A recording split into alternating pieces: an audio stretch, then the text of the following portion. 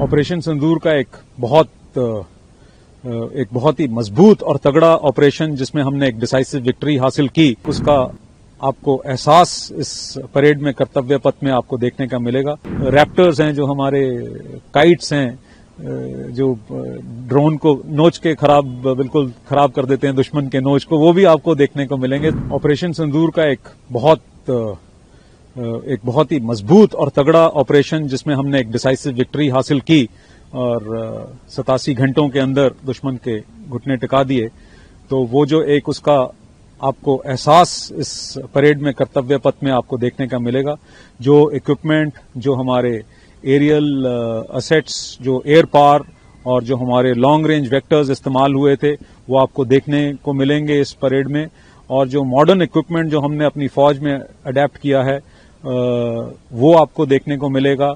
और साथ में जो झांकियां भी हैं, वो भी आपको दर्शाएंगी किस तरह से ये 87 घंटे का ऑपरेशन एक बिल्कुल जॉइंटनेस के तरीके से और इंटीग्रेटेड ऑपरेशंस के तरीके से ये किया गया।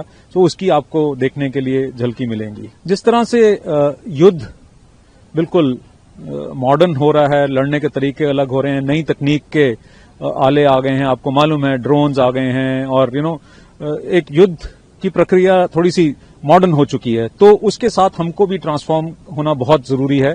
और ये हमने डिकेड ऑफ ट्रांसफॉर्मेशन अपने लिए जो एक हमारे को प्लान किया गया है, और उसमें हम बहुत ही मजबूती से, बहुत ही तेजी के साथ हमने नए इक्विपमेंट को अपनी एब्जॉर्ब किया है और उसको अडेप्ट किया है, और हमारी वॉरफेयर में वो शामिल हो गया है। और उसको किस तरह से हमने इस्तेमाल किया वो भी हमने देखा ऑपरेशन सिंदूर में।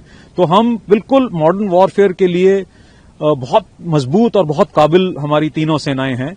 एंड इसमें आप परेड में इस बार देखेंगे तमाम मॉडर्न इक्विपमेंट, और सबसे खूबसूरत बात यह है कि ये सारा का सारा इक्विपमेंट जो है इंडिजिनस हमारे देश में, भारत में निर्मित हुआ है। ये आपको देखने को मिलेगा।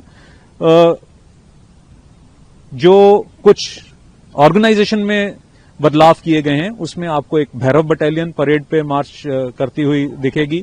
और जैसे हमारी जो शक्तिबान रेजिमेंट है और दिव्या अस्त्र बैटरी है, जो अनमैन्ड एरियल सिस्टम और काउंटर अनमैन्ड एरियल सिस्टम का जो किस तरह से लड़ाई करते हैं, उसका आपको देखने को एक प्रदर्शन मिलेगा।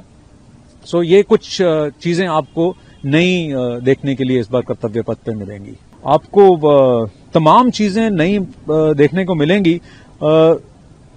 जैसे एक तो पूरा का पूरा जो परेड है ना, कॉम्बेटाइज्ड रोल में हम दर्शाना चाह रहे हैं कि जैसे युद्ध में जाते हैं उस तरह से किस तरह बैटल अरे में ग्रुपिंग किस तरह से होती है, उसका एक दर्शाया जा रहा है। स्काउट की जो हमने बटालियन देखी है, फुली ड्रेस्ड रहते हैं, जो ऑपरेशनल रेडी जिसे कहते हैं, उनके अलावा अगर आप कुछ और जानकारी दें बटालियन। हमारे स्काउट्स जो ट्रुप्स हैं वो बहुत मजबूत हैं, और जो सुपर हाई ऑल्टीट्यूड एरिया हैं उसमें भी ऑपरेट करने की बहुत उनमें क्षमता है।